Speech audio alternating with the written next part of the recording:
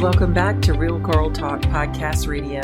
I am your host, Sherry Ricard. I'm an author, speaker, business leader, and adversity recovery expert, bringing you inspiring guests, business, and lifestyle tips to help you create a beautiful life, and always committed to keeping it real. Now let's dive in. The loss of a loved one is a nearly universal emotional crisis. Unprocessed grief and painful feelings can be buried, leaving you to feel numb. But there is hope. Certified grief counselor, RN, and author Sherry Ricard shares her story of how to cope in her first book, Wake Up Call, A Mother's Grief Journey, after the loss of her 17-year-old son. This book, along with Sherry's other books, are available on Amazon as well as on sherryricard.com. Today's episode is sponsored by Create Your Life, a 30-day devotional and lifestyle workbook for women who want to live an intentional life, equipped, empowered, and anointed. This workbook is filled with powerful scriptures, thought-provoking journal exercises, and a daily dose of inspiration. It gives you the tools you need to create a vision for your life, while guiding you through a daily writing, leading you to focus on areas in your life that need spiritual growth and personal development. You can get Create Your Life, a 30-day devotional and lifestyle workbook on Amazon, or you can go to sherryricard.com.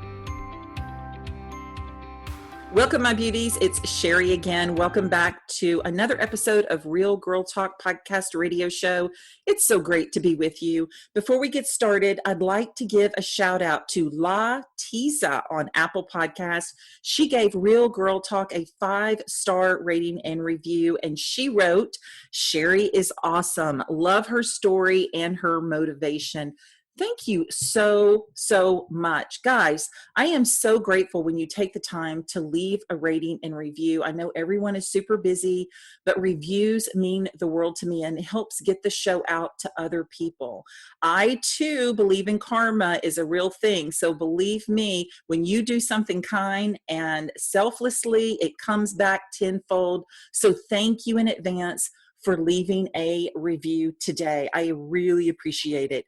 Now it's time to introduce my incredible guest, Magda Khalifa. She is the founder of Freedom Triangle, is a first-generation American U.S. Army combat veteran, business owner, speaker, and best-selling author of American Dream: Discipline, Resilience, Endurance, Adaptability, and Mentorship to Succeed and Win in Life. Magda launched the first combat veteran-owned fragrance line called Triangle Fragrance, featuring confidence for women and victory for men, and continues to inspire and guide people by speaking about her unique story, which we are going to hear today. Welcome to the show, Magda. Thank you so much, Sherry. It's great to be here.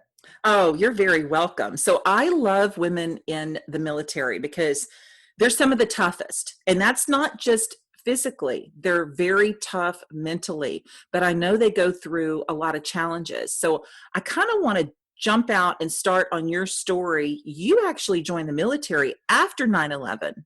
So I was 29 years old when September 11th happened. And growing up in the New York City area, I literally, along with millions of others, physically saw what happened. So you don't forget those kinds of impressions, what you saw, what you smelled, what you heard, and of course, the loss that our community felt. So that compelled me to do something, because the worst feeling in the world was not being able to do anything. I was married at the time, and I remember we automatically want to go donate blood, and the blood banks said, "Look, we don't need blood," because there were just not enough survivors, really. So yeah, that was tough, not being able to do anything. There were calls for medical, folks with medical skills or construction equipment, and I didn't have that to offer. So I hit a very low spot in my life, and was in shock for a while, and that shock turned into anger quickly, and I needed to do something. So at that point, that's when I made the commitment to join the military. Wow. So tell us a little bit about your story in the military, or your story that you have that have led you to the success that you're having today. Yeah, so at that time, so again, I was a little older. A lot of folks join the military at 17, 18 years old. So I had established a life. I was married. I had a career in the IT world, information technology, which was very lucrative in the 90s. So I had my life pretty much defined at that point. Had already gone to college and, kind of had an idea of what I would be doing going forth. So to leave that and to go into a world so different than what I was a part of was a big shock. Again, for everybody who does that. Right. So you integrate into the culture and you thrive in the culture, but coming home and adjusting back was for me the biggest battle. That was the hardest part, because when I left in 2007, when I left active duty, if you will, after my second tour in Iraq, there was no guidebook back then. Mm, There was no guidebook. The resources were extremely limited. I mean, we were in the middle of this war that no one saw coming, mm, and thankfully, right now there are a lot more resources out there. But back then, figure it out on your own. Uh, right. Additionally, as you mentioned, women make up about 15% of the armed forces. That's been historically the statistics. Uh, so of course, transition has different issues as well for women. So it was a challenge. It was a big challenge. I was an Army reservist, and I didn't have other fellow members of my unit around me because I relocated to a new city and was really lost and had to figure life out at that point. Yeah. And that was the toughest transition. So going into the military wasn't as bad as coming out. Well, I know you had, so tell us a little bit about that transition because you had some health issues as well. Yes, so I didn't know it at the time, of course, like most of us, when you come back, from any sort of experience where your cortisol levels are up high because you are, I call it running and gunning. Literally, we were going on missions every day, several times a day, especially the last few months of my last tour. That was the most intense time. That's when the surge was taking place in Mm, Iraq. So troop loss was very high as well. So it was a very intense period of time. To come off of that and come home, it was literally like hitting a brick wall. yeah. And what I was experiencing at first, I didn't understand it.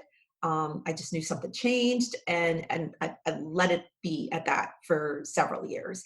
It was later on, as I started to improve my health and as I started to learn, and there was a bigger dialogue and discussion about what we were exposed to and what was going on and how that affected our bodies, that I started to understand what was going on with me. So on one hand, I was happy to know that there was nothing wrong with me. So that, Right. but at the same point, I needed to really get to the root cause, go through the testing, figure out how to get rid of these problems, if you will. And Mm, that's something that pretty much every veteran, regardless of your what your job was and the scope of your duties, it just as a default, if you spent 90 days or more in a physical war zone such as Iraq or Afghanistan, where there are burn pits and toxic exposures all around, chances are it's going to affect your health to some degree. right. Some were affected much worse than others, and unfortunately, and I have to get there. We've lost so many veterans because combination of the health issues they had, the band-aid fix that was applied to them, i.e. psychotropic drugs Right. that were prescribed to them to put a band-aid on the issue. Unfortunately, we've lost so many to suicide as an Mm. yeah. So at what point because I'm trying to imagine myself going into the military, which is hard for me to do because it was nothing that I ever had a passion to do.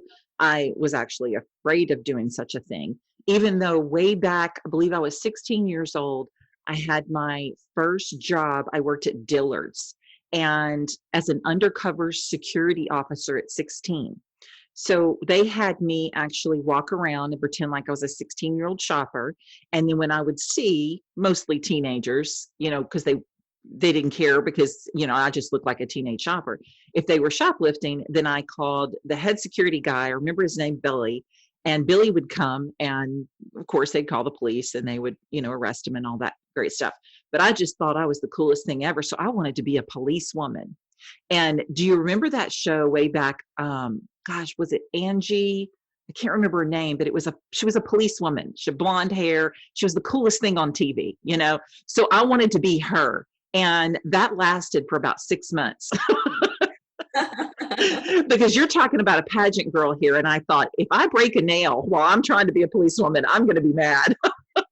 So I knew right away it wasn't for me, which, my husband was a police officer for years, and he's long since retired from that. But I think back, that is the strongest, I think, or toughest I thought I was back when I was 16. So I'm trying to imagine going into the military and how terrified I would be to go to Iraq in the middle of a war zone. At what point did you say, oh no, I'm going back home? I'll be honest, I didn't. I volunteered to go as quickly as I could. I mean, it was just after seeing what I saw, seeing our country get attacked, after seeing the first act of war here, literally in my backyard, in the city, in love. I had that fire in my belly and had to do something. So I wanted to get to the fight, which is perhaps a little bit unusual, but I needed to do my part, so it wasn't so much a fear thing at all, really. Really?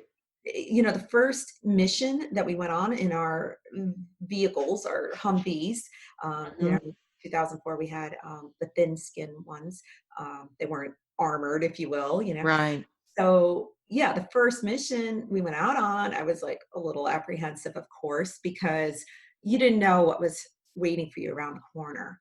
But then we came back, everything was fine, thankfully. However, going forth, it just becomes routine. You go out on a mission, you do not become complacent. You're aware there are dangers, but you don't dwell on that fear. You can't, there's no room for that, because if you dwelled on the fear, you wouldn't be able to focus into your job. And that's critical. And that's the beauty about the military. I will say, for a training standpoint, they've got it down to a science. They'll break you down in basic training, build you back up, and going out the door, that your job is to shoot, move, communicate, fight, and survive. And it's just so ingrained in you. They do such a great job, through repetition, of ingraining that into you. So you adjust. I mean, yes, you're, in a brand new place, and it's different. It looks different, smells different, it sounds different. But after your initial acclimatization, if you will, it really becomes your normal, and it's not as bad as you think. However, the converse, coming home, that was a lot harder. That took a lot longer to move from that environment back to a normal environment. Go figure. Like, who would have thought? Right. Well, and you hear that, though, you hear that quite often. And for a civilian, someone that has never had that experience, to us, we're thinking, why is it so hard? You should just be happy that you're here. But I totally get what you're saying, because that was your norm. And then to come back and, you see some of these, the military, the veterans that come back, and a tire blows out, and all of a sudden something is triggered, that it's, gunfire, or they're ducking, and you're thinking, what is wrong with that person? But I totally understand what a huge transition that has to be. It was. And, looking back now, it's been over 10 years, I'm able to appreciate how lucky I was, because, even beyond the statistics, because we know what they were, but beyond the statistics, I realized it could have gone many different ways. Of course. Especially given the personal situation I found myself in without support. It could have gone in very bad ways. And I do talk about that in the book. So I'm very grateful. And that's part of what drives me with everything I'm doing now, because I realize I'm blessed to be here. But at the same point, it was a choice to not stop fighting and not give up. Right. Well, I am so grateful for you, because you are definitely an example of resilience and endurance. There's no doubt. So I appreciate the service that you've done for us. And I know, in transitioning with you coming home, one thing I want to let the listeners know, that Magda and I are in a 10X ladies, I guess, mastermind, as you would call it, because we meet on Wednesday evenings via Zoom with one of our leaders, Elena Cardone, who is a friend of mine, and that's how I met Magda. But she has used 10X and what they have to offer to help with some of her transitions to get her where she is today. So, how did you come about meeting Elena Cardone or the Cardone Industries to help you as a mentor to where you are right now? Yes. So as I improved my health, my mind improved and I felt better about things. I went back to portions of my old self, which was curious and, a person who had a big desire to grow and improve every day and learn. And I entered the self development world, for lack of a better word. I started reading books and listening to successful people in different fields who were able to articulate very well things that I needed to hear. So I came across Grant Cardone. And what I loved about his style in listening to the 10X rule, he said it like it was. And it was very familiar to me in a sense of just like in the military, we don't waste time. We don't put extra words into things that are not necessary to get the message across. So I liked his direct style and approach. So I attended, this was last year in 2019, I attended GrowthCon, his business event. And, I didn't have great expectations other than I was going to learn something and it would be interesting and I would get to network. Oh my goodness, I was blown away. And Right. all of those speakers, one of the speakers, Mrs. Elena Cardone, Yeah. unbelievable. So I grew up in the 70s and there were not a lot of strong, powerful women, uh, people to look up to at that time. It was, most of my, people I looked up to were males. And it was so refreshing to hear her, see her on stage, see how well spoken she was and her powerful message. And I was totally blown away and totally impressed. So I was already a fan of Grant, but now I became a fan of Elena as well. And I Yeah. saw the power in her message and how important it was for women to receive that message across the board, because there were not a lot of women who were portraying that message, who were giving that message and living that message as well. Because as you know, she shares her story. She's Right. very real about it. It's not Right. manufactured at all. That really opened up my world to a lot of different things too. And it's just great. Women connect on a different level as well. So it's very nice to have women leaders who are willing to step forth and share things that, perhaps men would not have the context to share because they're Right.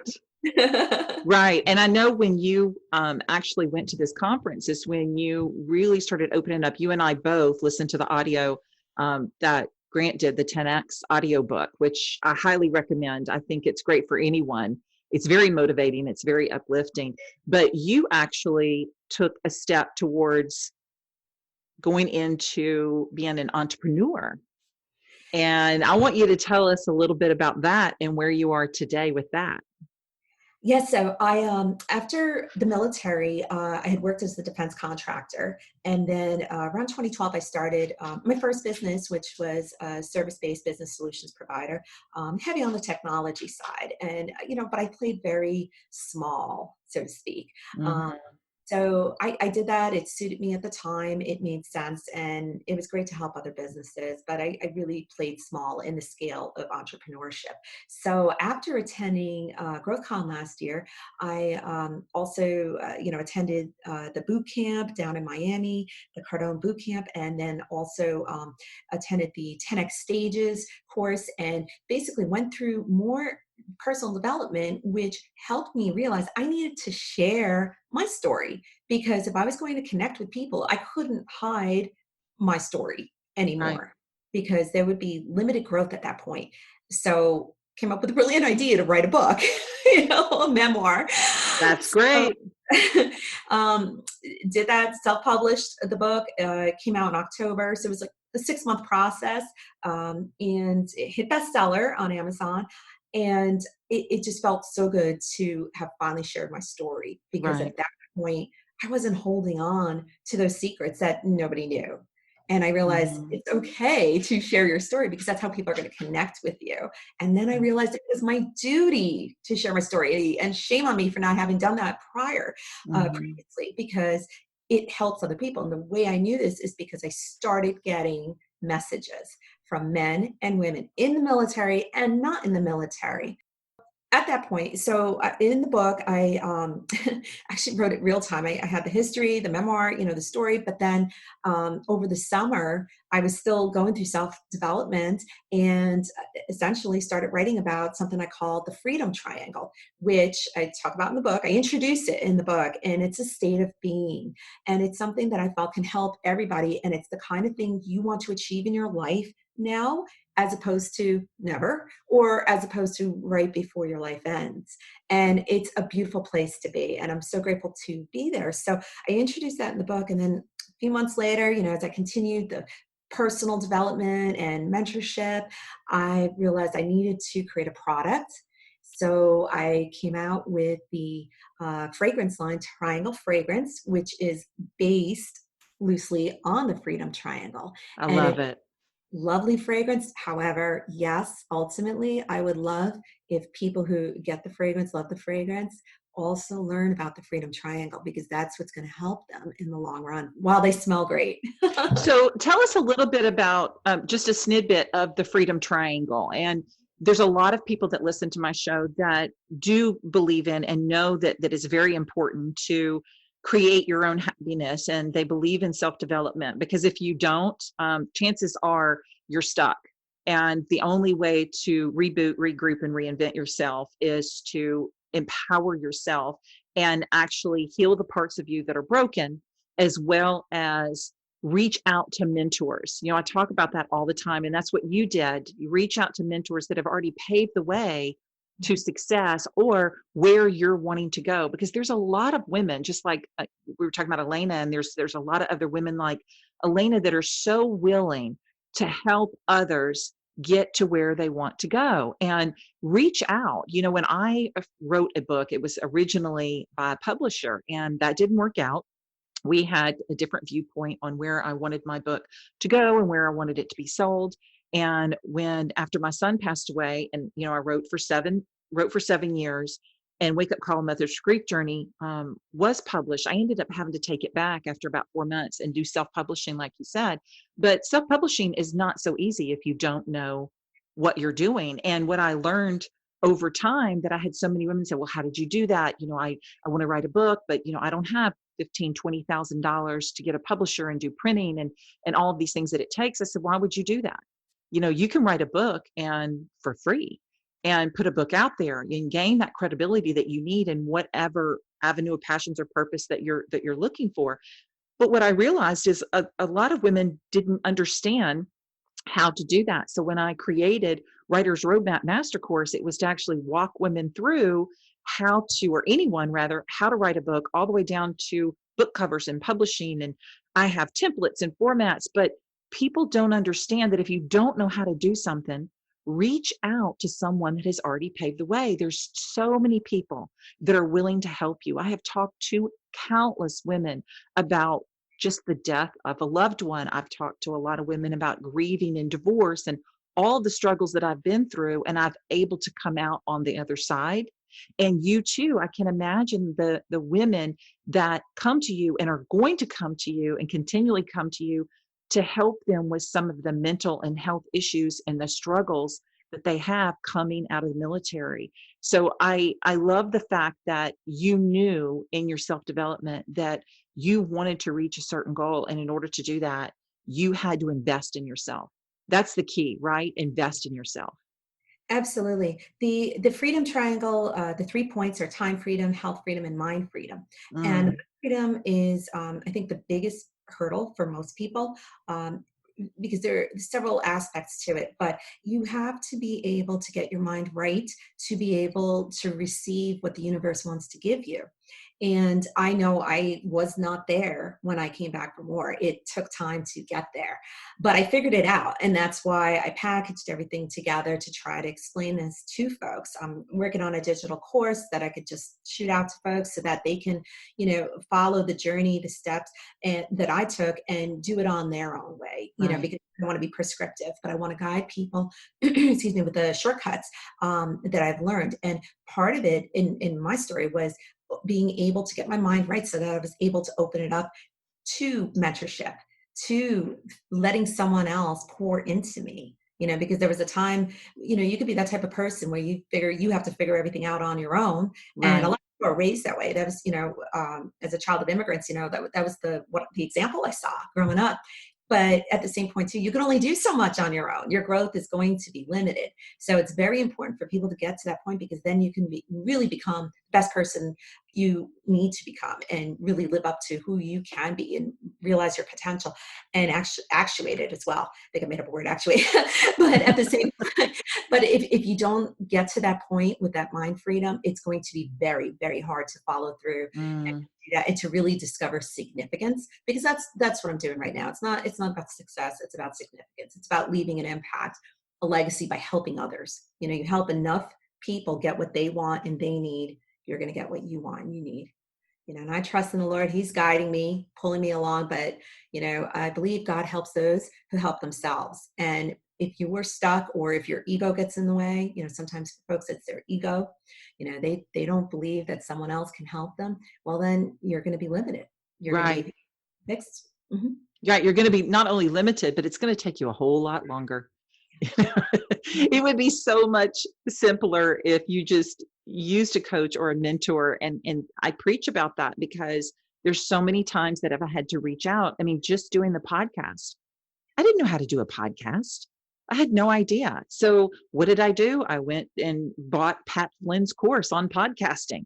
I invested in myself because he's one of the top-notch podcasters out there. He speaks on platforms all over the world about podcasting. So why stop in the middle? I went to the best there is and got the information that I needed. But also there's so much free information. You don't even have to always invest into tens of thousands of dollars of coaching and mentorship. There's so much on YouTube. There's so many free webinars. There's so many free printable PDFs that can show you and help you pave the way. So, it's not just for those that have a lot of money in their pocket, because a lot of us don't. Absolutely concur, Sherry. And I guess having grown up in the age where we had to go to the library for information, we didn't have computers and internet. Right. It's a little bit of information overload right now, but there are no excuses. And that's the thing, especially in a global environment. Someone could be on the other side of the world and can invest in themselves, even if they don't have the money. As long as they have, Wi-Fi or cell connection, they can access lots of information. I do offer a free download to get people started on this Freedom Triangle track, just because I think it's important that people who are looking for that information can actually find it and they can take action. They can actually use it. If they go to thefreedomtriangle.com, it's a free download and it's interactive. They would answer the questions truthfully for themselves. They could take time to do that. And that's going to help open up their mind. And, actually at that point they can determine, do I want to grow? Some people are just happy with where they're at in life, and that's okay. But Right. that do want to grow, there are resources out there. Absolutely. Well, and I want to dip in a little bit about the business aspect of it, because I know I have a lot of wannabe entrepreneurs and those that are just starting out or have actually started to pave their way and to business. And you had an amazing idea. I love it. I love the Freedom Triangle. I love what it stands for. I love your packaging for your fragrance. So tell me a little bit about how we know how it came about, but tell us a little bit about how it came about from a business standpoint. Some tips for us. Absolutely. So for a long time in life, so growing up in North Jersey, highly, very dense area, North Jersey, very, very dense. So that breeds competition. So in order to survive, you don't have to be in business, just even work in corporate like I did initially. You really need to understand people and study people and learn how to have relationships with people.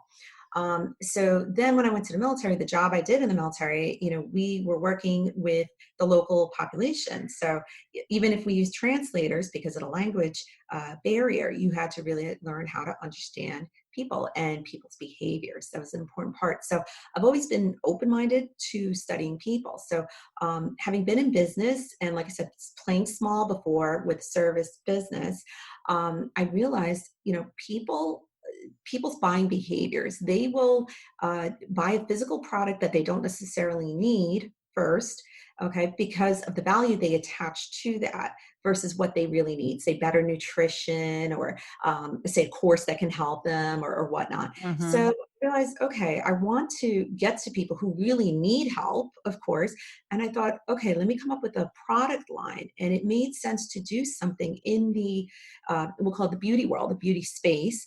So I selected fragrance because I can equally create one for men and one for women because I want to help all, of course, in that sense. Right. So came up with Triangle Fragrance, which is a spin on the, or derived from the Freedom Triangle. So on the packaging, on both the box and the bottle, I have the Freedom Triangle on there. But Beautiful. too, on top of it's a luxury fragrance, 18% fragrance oil, plant-based alcohol. But what I love about it is the story on the back of the box, which is unique to victory and confidence. And the story actually it's self-help. There's actually a little card inside the box that is self-help as well. And it's something that people can, when they spray themselves in the morning, they can put this card in their wallet or they could put it in their bathroom mirror. But I mean, it beautiful, Beautiful. yeah, something that, a little extra bonus because I want to under promise and over deliver. But it's so important because I think all roads lead back to that Freedom Triangle for me. So I want that to be a beacon of hope and help others along the way. So obviously it takes time to build a brand, but I figure with a physical product and understanding consumer behavior, people are probably going to latch on to the fragrance first before they will any other type of offering, just because it is a beautiful physical product and we understand fragrance. Then Right. maybe they'll learn about the Freedom Triangle and then I can help them further. And that's That's beautiful. I love that. And so when you chose fragrance, what was your first step? Did you I know you reached out to mentors to help you in your self-development and some of your business strategies, but give us a little idea of someone that has an idea of a product but has no idea where to begin. What would you recommend? well, hitting upon something you had just discussed. There is tons of information out there. Absolutely. So, of course, part of it was, going to the different department stores and checking out. I knew the types of fragrances I liked, but I wanted to broaden my scope. So I had to do field Research number research. one. Yeah, Yes. field research. So I went and did that and took notes and everything, especially about design and packaging, because I wanted to create something beautiful. So you look at market research and see what's out there. But at the same point, learning about how to do it, there's a lot of information online. And it was a lot of, I won't lie. I mean, I did spend lots of hours digging and digging to find exactly what I wanted. And I wanted to be sure I found a manufacturer that, because of health freedom, and that's so a big part of my journey and the freedom Hmm. what I went through. I was adamant about not adding chemicals, parabens and triclosan and whatnot into the fragrance formula. So, that narrowed down the field because a lot of folks don't realize how, unfortunately, how beautiful some fragrances smell. They're full of a lot of toxins, and Wow. that affects our environment, whether you physically have a reaction to it or not. So that was a big part of this research, and it took me a little bit. So basically, you're telling us if it smells good, it may not be good. It may not be good for you sometimes. Unfortunately, and that's just a reality with everything that's out there. What we consume and what we put in on our bodies, and Right. in our households. I used to love that new car smell until I realized, oh my goodness, it's full of chemicals that are Yes, exactly. carcinogenic. So Like, my roll down the window. I don't want this smell in my yeah, system. yeah, hold the new car smell, please. But we don't know. And had I not gone through the health struggles I had, coming back from war and whatnot, I would not have learned about all of this. So now Right. look at everything in life through a different lens. And that's why developing my own product, with my brand, it was important to take those things not just into consideration, but make sure that they were, top of the list, because, obviously that's very, very important to me. I think that's beautiful. And I am just wowed by you. I really am. And I'm not finished picking your brain because I have a little product brewing in my brain too. So I'm probably going to pick your brain, Magda, because you are one of those women that I am attracted to, because I know like you've paved the way and you're on your way to success, and you've already achieved quite a bit of success. So I'm just super, super proud of that. And I'm really am. I'm wowed by you, and I'm so proud, and I'm so thankful for the time that you served in the military. And I hate that it affected you health-wise the way it did, but you are a strength. You are a pillar of strength, and a wonderful role model for all women, not just women that have been in war and are veterans, but all women. You are definitely a role model and a pillar of strength. So thank you for that. Sherry, thank you very much. I appreciate that. And, it's wonderful to connect with other women and, help them realize, I know you already realize, your strength. You've created something beautiful from pain, from struggle. Yes. And women, people overall, but women in particular don't realize how strong they are. I know. Until they're tested, or they avoid being tested, but they have something fierce inside of them. And that mama bear will wake up, like I don't have children, but I've got that mama bear in me, Our country, our city was attacked. I was like, let me go fight, but, and that's the thing. It's like, we have the capability to do so much, but it's so important to be open-minded, put that ego aside and connect. And you're right, just like you mentioned with Elena, there are so many successful women who want to help others. It's Right. our job.